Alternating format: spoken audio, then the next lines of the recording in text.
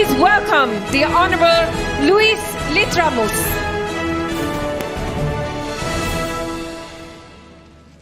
Thank you, merci.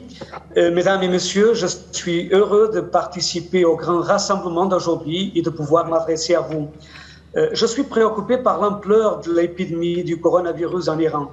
Le régime iranien ne fournit pas de véritables chiffres et affirme que les décès sont limités à 11 000 personnes.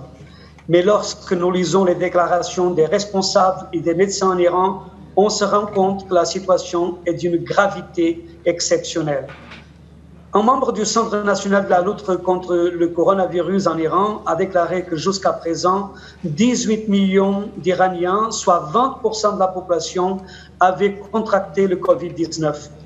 Un autre responsable a affirmé que chaque quart d'heure, 2 personnes meurent du coronavirus en Iran, soit 192 personnes par 24 heures. Grâce aux efforts d'information de la résistance iranienne, on sait que jusqu'à présent, au moins 70 000 personnes sont décédées du coronavirus en Iran. La population sans défense est livrée à elle-même face à cette pandémie. La dictature corrompue qui gouverne l'Iran, qui accumule des milliards de dollars de richesses contrôlées par Khamenei et les Pasdaran, ne dépense pas un centime pour la santé des gens, il les renvoie au travail, c'est-à-dire à l'abattoir du coronavirus. Il est douloureux de comparer cette situation avec ce que font les gouvernements des autres pays pour protéger leur population. Une des questions qu'on se pose, c'est pourquoi l'Organisation mondiale de la santé ne réagit pas.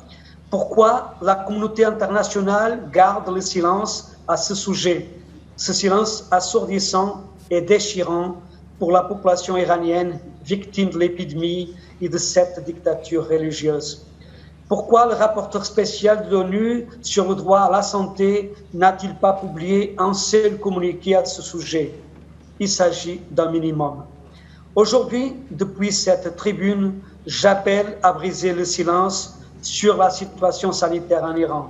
J'appelle l'OMS à agir, ainsi que l'ONU et son rapporteur spécial.